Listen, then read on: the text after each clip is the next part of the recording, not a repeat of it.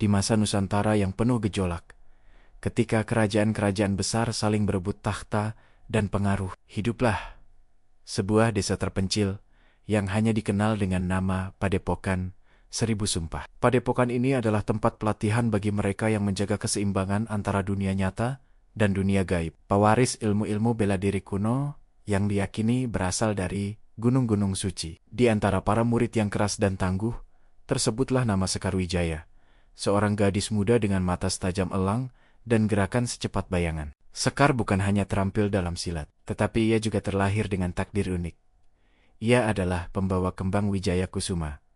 Kembang Wijaya Kusuma bukanlah bunga biasa. Ia adalah bunga mitos yang mekar hanya satu malam, menyimpan kekuatan penyembuh dan keadilan tertinggi. Namun, kembang itu tidak berbentuk fisik di tangannya, melainkan berupa kekuatan magis yang bersemayam dalam aura dan pukulan-pukulan tangannya. Tugas Sekar adalah menjaga dan melindungi kembang tersebut dari tangan gelap yang ingin menguasai Nusantara. Kekuatan gelap itu dipimpin oleh Batara Kala Hitam, seorang penyihir perang yang dulunya adalah pendeta kerajaan, kini berambisi meruntuhkan Padepokan Seribu Sumpah. Batara Kala Hitam telah mengumpulkan pasukan kabut, prajurit-prajurit yang jiwanya telah dibeli, dan tubuhnya dilapisi baja hitam, hasil tempaan sihir. Serangan pertama Batara Kala Hitam ke Padepokan Seribu Sumpah terjadi saat bulan purnama, mengubah malam sunyi menjadi medan perang, api dan jerit. Sekar, yang saat itu baru menginjak usia 17 tahun, berdiri di garis depan bersama Guru Agung. Pukulan dan tendangan Sekar membawa serta aura putih keperakan dari kembang Wijaya Kusuma, melumpuhkan prajurit kabut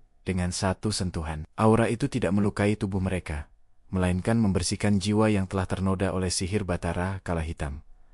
Namun, Guru Agung menyadari bahwa kekuatan Sekar masih mentah dan belum mampu menghadapi sihir kegelapan secara langsung. Di tengah kekacauan, Guru Agung menghentikan pertarungan, menggunakan energi terakhirnya untuk membuka portal perlindungan. Sekar, lari, bawa kembang itu ke puncak Arga. Hanya di sana, kau bisa menumbuhkannya kembali. Seru Guru Agung, suaranya parau. Sekar menolak. Air matanya bercampur debu. Tetapi perintah Guru Agung adalah mutlak. Dengan berat hati, Sekar melompat ke portal, menyaksikan padepokan yang ia cintai ditelan oleh kabut hitam. Portal itu membawanya jauh ke hutan belantara, di kaki Gunung Arga, gunung tertinggi dan paling sakral di Nusantara. Sekar kini sendirian, menjadi buronan utama Batara Kala Hitam. Ia memulai perjalanan mendaki. Tubuhnya lelah tetapi semangatnya membara, didorong oleh janji untuk membalas dendam dan mengembalikan keadilan. Di perjalanan ia bertemu dengan Jalu Tirta, seorang pendekar pengembara yang tampak riang, tetapi gerak-geriknya menyimpan kekuatan tersembunyi. Jalu Tirta adalah keturunan penjaga mata air suci, memiliki kemampuan untuk mengendalikan elemen air. Kau terlihat seperti dikejar bayangan, gadis petarung. Boleh aku tahu, mengapa kau membawa kesedihan sebesar itu? Tanya Jalu dengan senyum. Sekar awalnya curiga, tetapi ia merasakan niat murni dari Jalu. Ia menceritakan kehancuran padepokan dan tugas sucinya membawa kembang Wijaya Kusuma.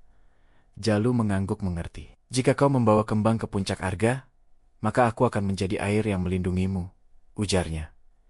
Mereka berdua melanjutkan perjalanan. Jalu mengajarkan Sekar cara bertarung dengan aliran, seperti air yang menghindari batu. Sekar, dengan kekuatannya yang berbasis pada cahaya dan keadilan, menemukan pasangannya dalam aliran air Jalu yang tak terduga. Tak lama, mereka bertemu dengan rintangan pertama. Para pengintai kabut, sekelompok prajurit elit yang dipimpin oleh tangan kanan Batara Kala Hitam.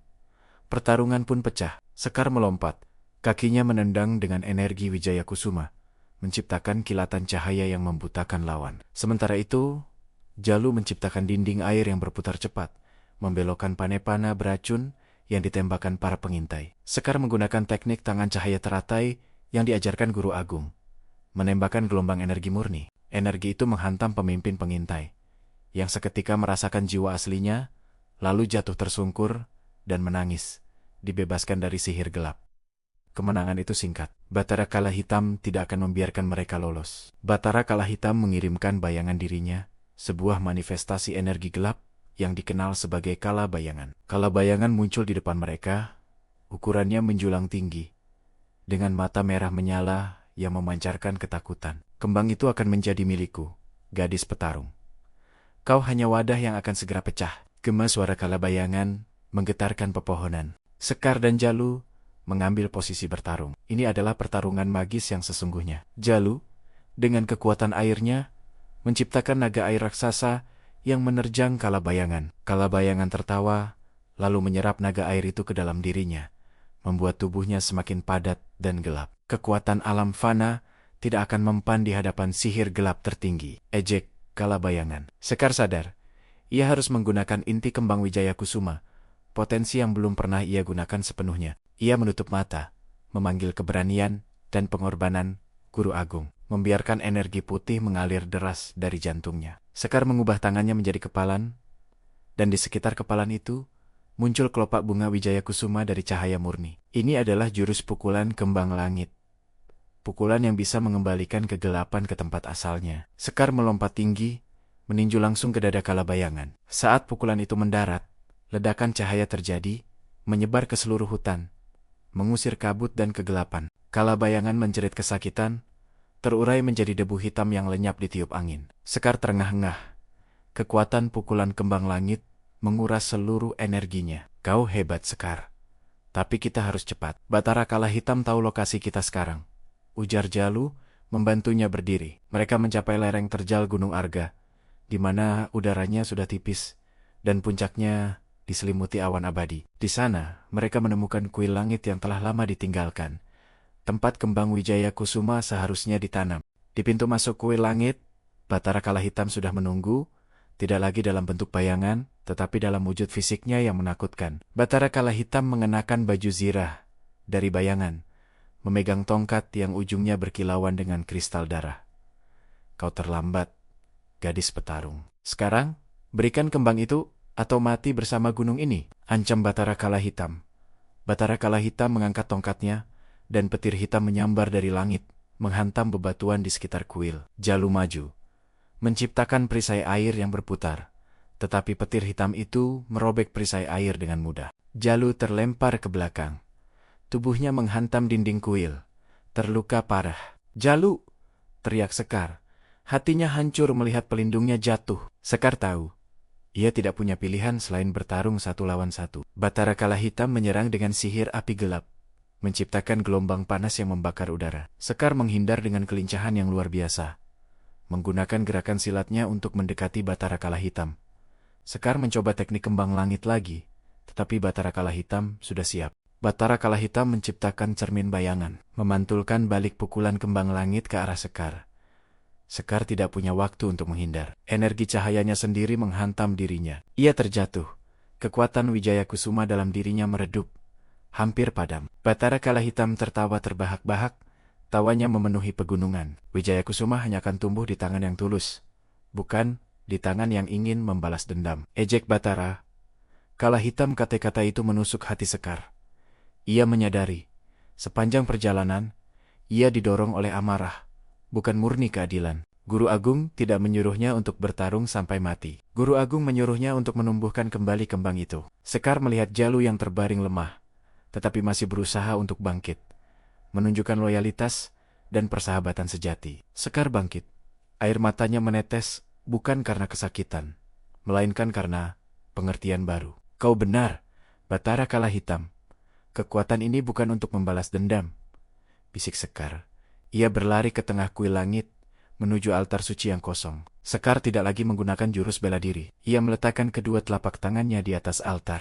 Ia memejamkan mata, memanggil semua energi Wijaya Kusuma yang tersisa dalam dirinya. Ia melepaskan semua amarah, kebencian, dan keinginan untuk membalas dendam. Sekar memberikan kembang itu, tidak untuk dirinya sendiri, tetapi untuk tanah, dan untuk semua makhluk hidup. Batara Kala Hitam bingung dengan tindakan Sekar, bergegas menyerang. Tepat saat Batara Kala Hitam melayangkan tongkatnya, energi dari Wijaya Kusuma dilepaskan Sekar. Energi itu tidak menyerang Batara Kala Hitam, melainkan menyebar ke dalam altar suci. Altar suci itu bergetar hebat, dan di tengahnya, kembang Wijaya Kusuma yang sesungguhnya mulai tumbuh. Kembang itu mekar dalam hitungan detik. Mahkota kelopaknya berwarna putih keemasan, memancarkan cahaya yang damai, tetapi sangat kuat. Aroma bunga itu memenuhi udara, dan cahaya itu menghanguskan sihir gelap Batara Kala Hitam.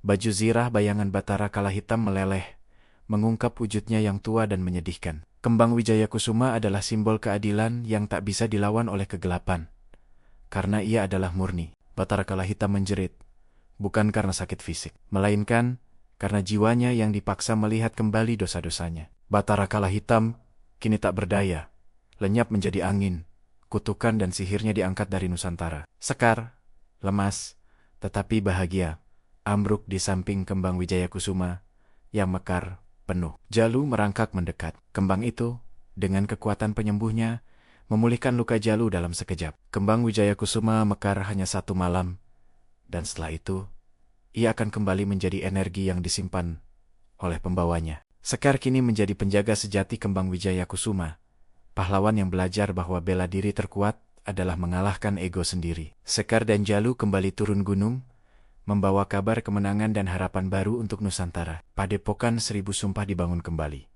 tidak hanya sebagai tempat pelatihan petarung, tetapi sebagai kuil keadilan. Kisah gadis petarung yang membawa kembang Wijayakusuma menjadi legenda abadi. Pengingat bahwa kekuatan sejati ada pada ketulusan. Sekar Wijaya telah memenuhi takdirnya, menjadi pahlawan yang melindungi Nusantara dengan pukulan cahaya dan hati yang bersih. Kisah fantasi sejarah ini mengajarkan kita bahwa pertarungan magis terbesar seringkali terjadi di dalam diri sendiri, antara amarah dan kedamaian. Inilah akhir dari Gadis Petarung Pembawa Kembang Wijayakusuma, sebuah narasi tentang pahlawan bela diri dan pertarungan magis yang abadi. Jika kisah epik Sekar Wijaya dan Kembang Wijayakusuma ini menginspirasi Anda, tunjukkan dukungan Anda dengan komen di bawah tentang apa arti keadilan sejati bagi Anda. Jangan lupa like video ini, share kisah fantasi sejarah ini kepada teman-teman, dan segera subscribe channel Narasi Sastra untuk terus menyimak legenda-legenda Nusantara yang penuh misteri